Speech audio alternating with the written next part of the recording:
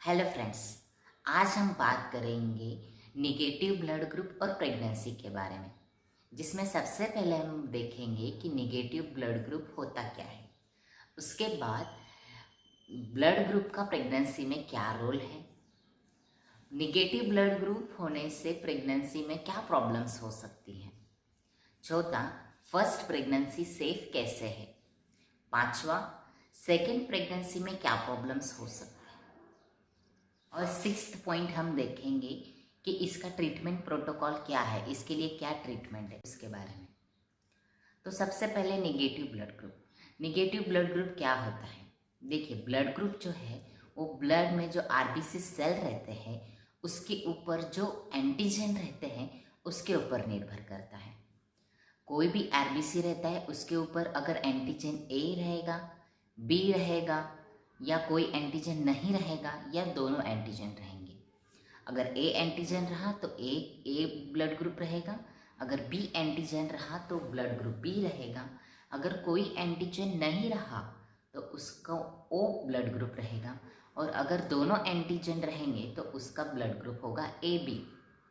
RBC cell पे अगर positive RH positive antigen present रहा तो वो ब्लड ग्रुप होंगे पॉजिटिव, जैसे कि A positive, B positive, O positive या ए बी पॉजिटिव। लेकिन अगर इस पे RH एंटीजन एब्सेंट रहा तो ब्लड ग्रुप बनेंगे A negative, B negative, O negative या ए बी निगेटिव। इसका मतलब है आरबीसी रहेगा, उसके ऊपर अगर RH एंटीजन प्रेजेंट रहा तो ब्लड ग्रुप रहेगा पॉजिटिव, और RH एंटीजन अगर नहीं रहा तो ब्लड ग्रुप होगा निगेटिव। अब बात करेंगे कि प्रेगनेंसी में ब्लड ग्रुप का क्या रोल है। अगर वाइफ पॉजिटिव रही और हस्बैंड भी पॉजिटिव रहेंगे तो इस ऐसे प्रेगनेंसी में कोई प्रॉब्लम नहीं होता। अगर वाइफ पॉजिटिव है और हस्बैंड निगेटिव है तो भी ऐसे प्रेगनेंसी में कोई प्रॉब्लम नहीं होती है। अगर वाइफ निगेटिव है और हस्बैंड भी निगेटिव है तो भी ऐसे प्रेगनेंसी में कोई प्रॉब्लम नहीं होता। लेकिन तो जब भी निगेटिव ब्लड ग्रुप वाली महिला प्रेग्नेंट रहेगी और उसके हस्बैंड पॉजिटिव रहेंगे तो 75% चांसेस रहते हैं कि उनका बेबी जो है वो पॉजिटिव रहे। प्रेगनेंसी में एक बच्चे को जो न्यूट्रिशन मिलता है वो टोटली मदर से मिलता है, मदर से मिलता है। मतलब जो ऑक्सीजनेटेड ब्लड रहते हैं, न्यूट्रिशन रहता है, वो मदर से प्लासेंटा में आते हैं, प्लासेंटा से वो फिल्टर होके अम्बिलिकल कॉर्ड से होके बच्चे को न्यूट्रिशन और ऑक्सीजनेटेड ब्लड देता है। और जो डीऑक्सीजनेटेड ब्लड जो तैयार होता है बच्चे के बॉडी में, वो ब्लड अम्बिलिकल कॉर्ड से होके प्लासेंटा में जाता है, और प्लासेंटा से वो डीऑक्सीजनेटेड ब्लड माँ के शरीर में जाता है, और फिर से वो ऑक्सीजनेटेड होके बच्चे के शरीर में आता है। तो ये जो प्रोसेस होता है इसको जो हम फीटल सर्कुलेशन बोलते हैं। ये सर्कुलेशन में कभी कभी क्या हो जाता है, थोड़ा सा जो ब्लड रहता है बच्चे का वो माँ के ब्लड में मिक्स हो जाता है, जो कि पॉजिटिव ब्लड होता है, और मदर का ब्लड ग्रुप निगेटिव है। तो ऐसे कंडीशन में क्या होती है, मदर की जो इम्यूनिटी सिस्टम रहती है वो एक्टिवेट हो जाती है। उसको लगता है जो पॉजिटिव ब्लड उसके शरीर में आया है वो माँ के शरीर के लिए हानिकारक है, और इसी के वजह से माँ की जो इम्यूनिटी सिस्टम रहती है वो अपने एंटीजन पैदा करती है ताकि वो ब्लड से वो लड़ सके। लेकिन यहाँ पे जो है ब्लड पॉजिटिव ब्लड जो है वो बच्चे के शरीर में है, और अगर को हानि पहुँचाएंगे तो बच्चे के जो हेल्दी आरबीसी रहेगा, बच्चे का जो ब्लड रहेगा उसको हानि पहुँचेगी, और इसके चलते बच्चे में एनीमिया होने के चांसेस होंगे, बच्चे को पीलिया होगा, और अगर सीवियर केसेस में बच्चे के जो शरीर रहेंगे, जो ऑर्गन्स रहेंगे उसमें सूजन आएगी, जिसको हाइड्रोप्स फिटालिस बोलते हैं। तो ये सारे प्रॉब्लम्स होंगे अगर बच्चे का ब्लड अगर माँ के शरीर में किसी वजह से मिक्स हो गया तो। अब हम बात करेंगे फर्स्ट प्रेगनेंसी सेफ कैसे है उसके बारे में। जब भी पहली बार बच्चे का ब्लड माँ के शरीर में मिक्स हो जाएगा माँ की इम्यूनिटी एंटीबॉडीज़ पैदा करेंगी और वो एंटीबॉडी रहेगी आईजीजी एंटीबॉडीज़। आईजीजी एंटीबॉडी जो रहते हैं ना वो एंटीबॉडीज़ प्लासेंटा को क्रॉस नहीं कर पाते क्योंकि उसकी जो साइज़ रहती है वो काफ़ी थिक रहती है और प्लासेंटा के जो वेसल्स रहते हैं वो काफ़ी छोटे रहते हैं, नैरो रहते हैं और इस वजह से जो आईजीजी एंटीबॉडी जो माँ के बॉडी में तैयार हुए हैं बच्चे के ब्लड को नुकसान पहुंचाने के लिए, वो एंटीबॉडीज़ प्लासेंटा को क्रॉस नहीं कर सकते और यही कारण है कि फर्स्ट प्रेगनेंसी में बच्चे को हानि नहीं पहुंचती। लेकिन इसमें कुछ कंडीशंस है, अगर माँ का पहले एबॉर्शन हुआ है और तो फर्स्ट प्रेगनेंसी सेफ नहीं हो सकती क्योंकि वो फर्स्ट प्रेगनेंसी है ही नहीं, क्योंकि वो सेकेंड प्रेगनेंसी, क्योंकि पहले उसका एबॉर्शन हो चुका है। या माँ को कभी ब्लड ट्रांसफ्यूजन किया हो और वो गलत ट्रांसफ्यूजन हुआ हो, मतलब निगेटिव ब्लड ग्रुप वाली फीमेल को अगर गलती से पॉजिटिव ब्लड अगर ट्रांसफ्यूज कर दिया होगा तो भी इसके चांसेस है कि माँ के शरीर में एंटीबॉडीज़ पहले से रहेंगी, तो वो एंटीबॉडीज़ प्लासेंटा को इजीली क्रॉस कर सकते हैं। तो अगर ये दो कंडीशंस रहे तो फर्स्ट प्रेगनेंसी में भी प्रॉब्लम्स हो सकते हैं। तो अब बात करेंगे कि सेकेंड प्रेगनेंसी में क्या प्रॉब्लम है उसके बारे में।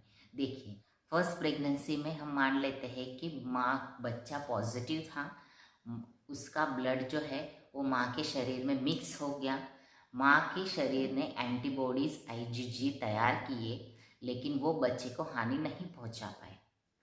उसके बाद पेशेंट की डिलीवरी हो गई, बच्चा बाहर आ गया, उसको कोई प्रॉब्लम नहीं है अभी तक। सेकेंड प्रेगनेंसी में जब भी बच्चे का ब्लड ग्रुप माँ के शरीर में मिक्स हो जाएगा तो माँ की इम्यूनिटी सिस्टम तुरंत आईजीएम एंटीबॉडीज़ तैयार करेगी और आईजीएम एंटीबॉडीज़ जो है वो प्लासेंटा को इजीली क्रॉस कर सकती है।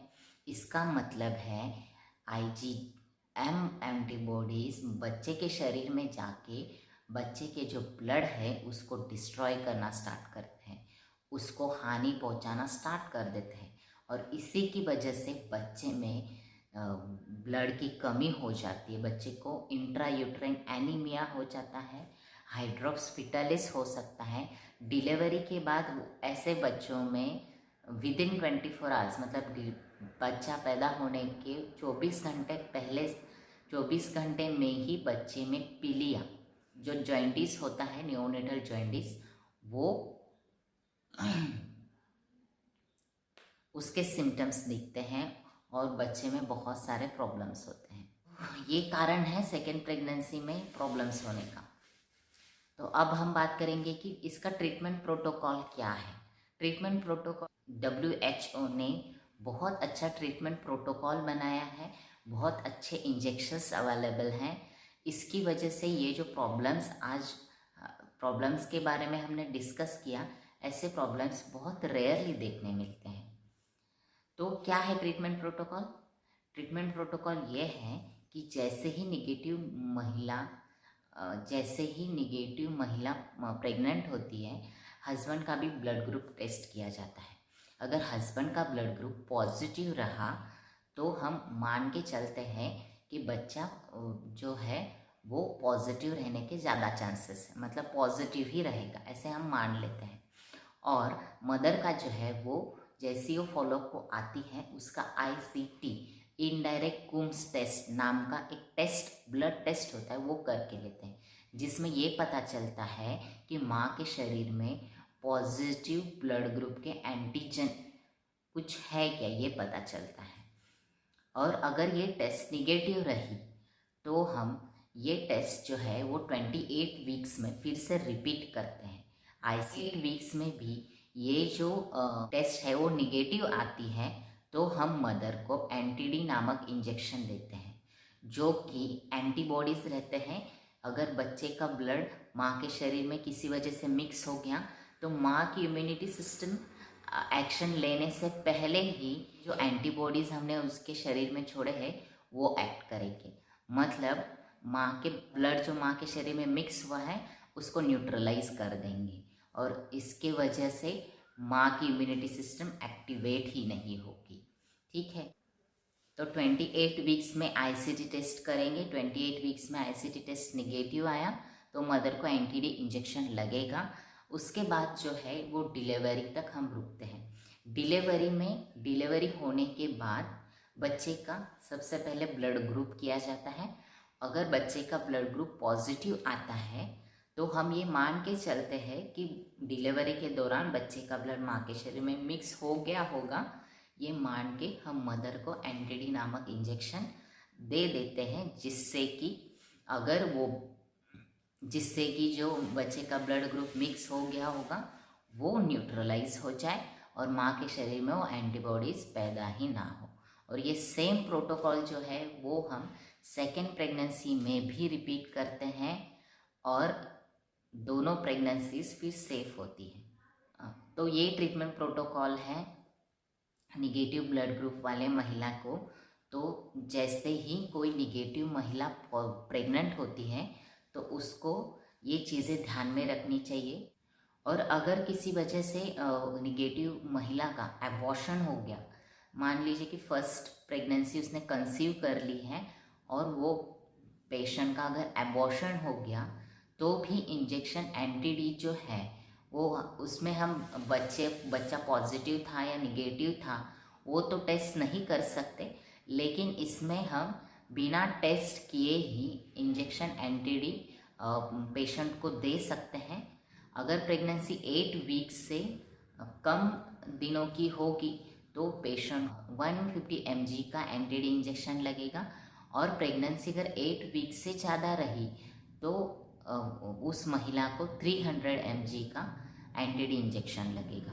तो अगर निगेटिव महिला का एबॉर्शन भी हो रहा है तो उसको ये एंटीडी इंजेक्शंस लेने चाहिए ताकि नेक्स्ट जो प्रेगनेंसी होगी वो सेफ हो जाए।